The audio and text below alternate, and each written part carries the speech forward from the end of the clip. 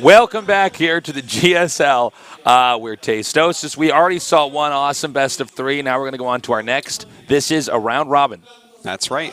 We don't get to do all the matches. That would be like way more games than humans can really cast in that amount of time. Or especially since a lot of the matches are going on at the same exact time. Yeah. To get through the So group. what we're doing is we're cherry picking the matches that we think are going to be the best to show you guys. And this is a lot of fun. You know, we don't have the players here in the studio. This is a different broadcast format. Than, Our These pieces really are online these first 2 days. Yes. And then the rest of it will be in the studio. So that'll be good. So we're in Group A right now, and we're going to go on to that next best of three. And, you know, by the time we're done here today, we're going to know who came out on top and who didn't. That's right.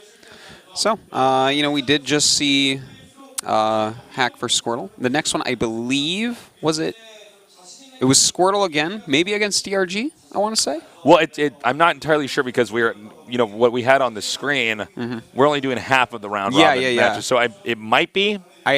I'm pretty sure it was Squirtle again. I'm also under the impression some of these matches might be changed depending on how long some of the games are going. I could see that going totally. That makes sense because, like, if you have like a really long Swarm Host game, then you might skip that one and be like, okay, let's grab this one and do this one instead now. of having like an extra long commercial break or something like weird like that. So again, this is totally subject to some changes here. But once this next game is ready, we're going to jump right into it and get the action going. So, you know, it's been a while since I've seen you, Tasteless.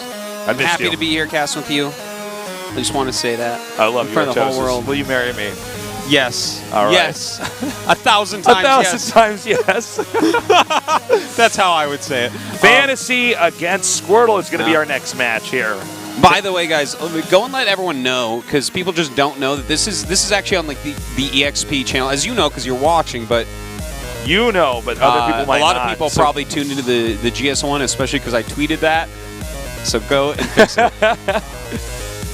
All right. Our first map is going to be Merry-Go-Round, then Frost, then King Sejong Station. Yep. If we do go to a third and final One of game. my favorite maps, King Sejong Station. It's a great map. Parting has just won 2-0 in his match. In his match. Was it Parting versus DRG? I think so. No. Parting versus Fantasy. Oh, So Fantasy is on the ropes. Yeah, he's already in some trouble right now. Well, you know what? That would be too bad because yesterday in Code A he lost. So he's on the opposite of whatever a roll is. I don't know if you caught the second group last night, Tasus, but the results are in. This season for Code S, 4 Terrans. 33% more Terrans than last season. And you guys are whining about balance. Ridiculous rise. Yeah. Well, there you go. A little bit more Terran presence here in Code S. We're going to slowly build back up until it's 18 Terrans again. We might just cast a TVT in Code S. Probably not. It might just happen, Artosis. So, Fantasy already losing his first best of 3. And he's going up against Squirtle here. Squirtle already warmed up against Terran here after just playing a Hack. Yeah, but I mean, Hack kind of killed him there. So definitely could be an issue for Squirtle. Maybe not feeling all that good. Hack looked like a league ahead of Squirtle. He really did. Squirtle won very good with, play. You know, some nice cheese, the proxy robo, getting those 3-4 mortals out and just tearing down the entrance. But when it came to like late game, I mean, my God, Hack looked like he was in a different league. Yeah. To Squirtle. Well, his macro was really on key. His unit movements were quite good.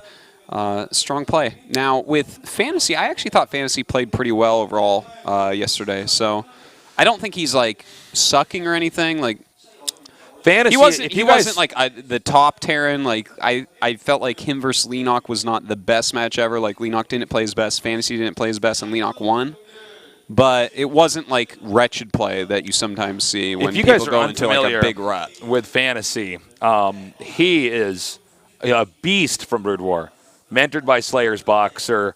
I would say one of the brainiest Terrans there's ever been. One of. But here in Starcraft 2, he is not making that big splash that he made back in Brood War. Well, the splash is more like the Magikarp splash, where he's just kind of flopping around without being able to do too much. But one day, he'll become the mighty Gyarados. Sorry, spoiler alert if you're raising your first Magikarp.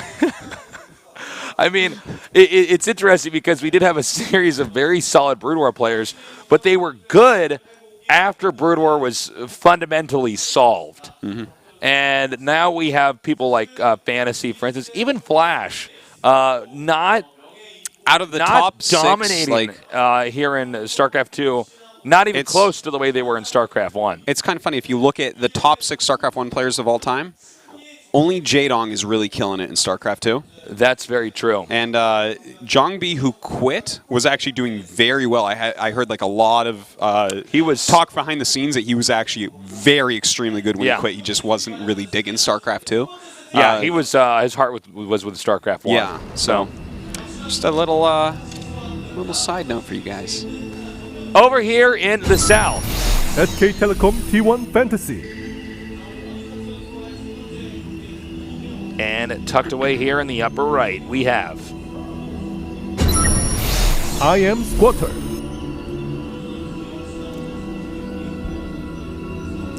Okay, Tasteless, can we do a name association thing? Like if I say like someone's name, can you give me the very first word that pops in your head? Okay. Are you ready? Yeah.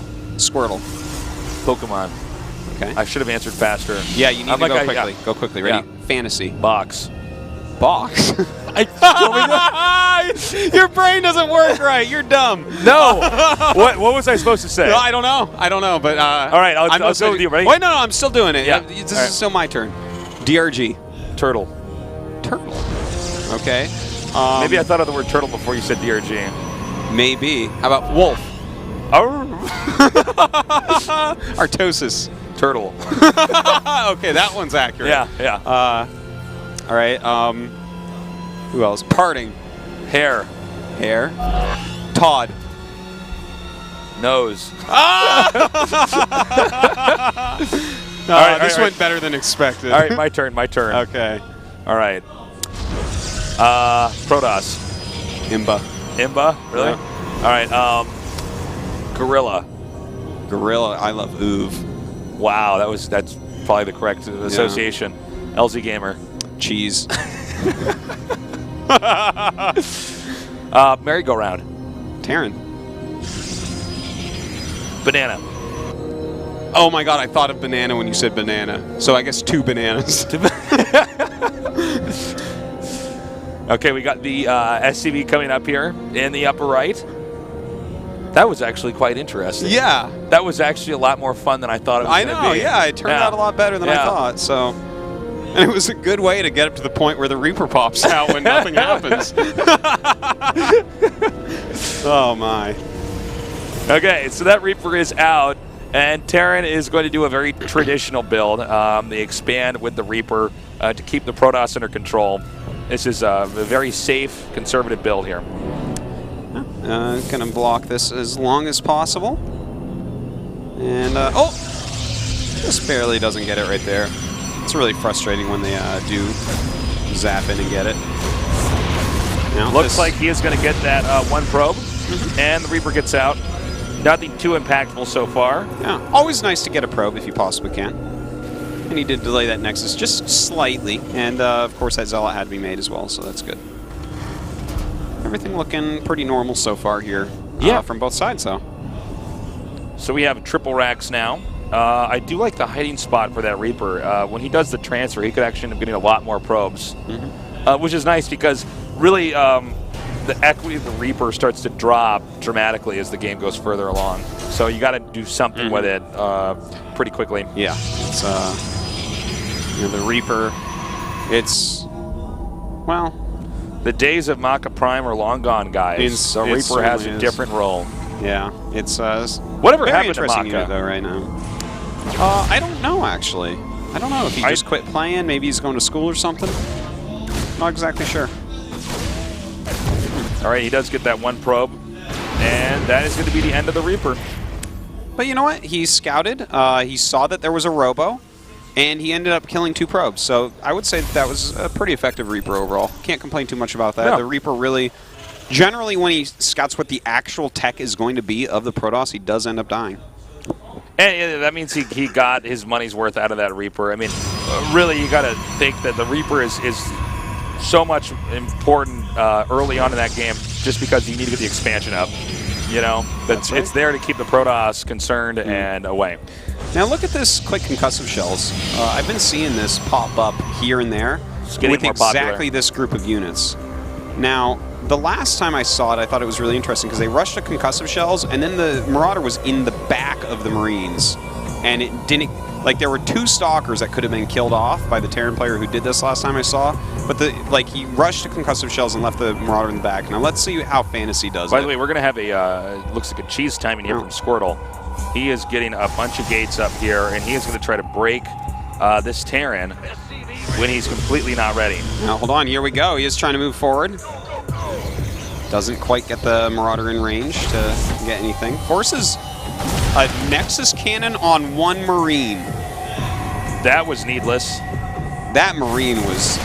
I mean, I would have been scared, too, with 2 Stalkers, a Sentry Mothership Core. I don't know if I could have taken that Marine out. As In Control says, it is, in fact, a Space Marine. Yeah, make no mistake. But if that Space Marine had 12 medevacs over it, 3/3 upgrades, combat shields, and stim, I'm pretty sure he still could have dealt with it without that Nexus Cannon. Pretty certain of it. It is weird that the Nexus Cannon was actually triggered there. That was like, I don't know what the he story must was have told it to trigger when the army first started walking up, and it took it a while to get there. That's the only thing I can think of. But still, it was such a sloppy and bad move. It's still very surprising that we saw that. Now we have the starport being made. He's going to attach that to the reactor. And Squirtle's now moving out here. Really, what Fantasy has to do is just survive this first big attack, because the economy here for Squirtle is going to be a bit lopsided with the number of gateways he has. He can't keep using all these gateways and tech. So if Fantasy survives this, he should be in good shape. But Squirtle's goal right now is to end this in about the next 2 minutes. Well, let's see if he can do it. This is 6 sentries. It's pretty powerful, but with this many bunkers up and the fact that he is ready with his SCVs, I don't know, Squirtle. Nice time warp there. And he's going to get that first bunker, no problem. All right, well, will he get this second one? He's working on it, and it looks like, no, he's not going to get it for now. This is like, Squirtle's doing a lot of cheese today, and I feel like it's not working out for him all that well, is it? Squirtle, isn't he supposed to be a turtle? I thought he was. He's acting more like a Charmander right now than a Squirtle Tasteless. Now we have stimming and backing up here. The Zealots are almost all gone, and with that, diminishes the ability to tank much more. But I got to say, the angling here for Squirtle is quite nice. Oh my God, that bunker is just not. That's a GG. That bunker would just not die. Oh boy. Damn. I think Squirtle has somewhere to go. He's like, I got to get this round robin over with, man. I just got to all in. Gateway units, Immortals, whatever. Yeah, that just did not work. It's like I was saying before the attack happened. I mean, Squirtle has to end the game right there, or at the bare minimum, make the Terran lift off, and then keep Terran on one base, while Squirtle then transitions into another expansion or gets some tech or something like that. But that didn't happen.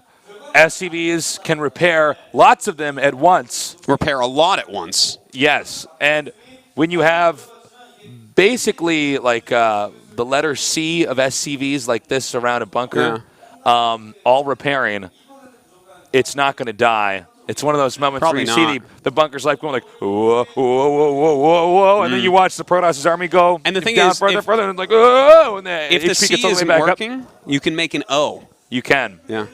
You can make an lowercase O.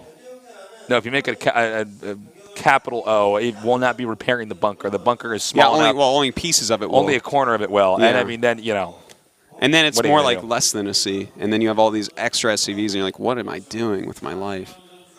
Starcraft in the alphabet here.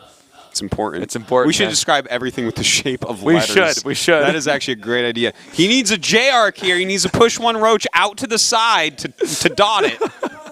You're like, well, I don't know, Artosis. I think he needs the capital J with 2 roaches standing in the back where they don't hit anything. Got to dot that lowercase I, man. Yeah. So we're going to go into game number 2. I think Squirtle's going to cheese again here, Artosis. I think so. I think he's going to cheese like every single game. I think he is. The question is, though, what kind of cheese? Probably one with a lot of gateway units. Do you think he'll do the robo? Hidden robo?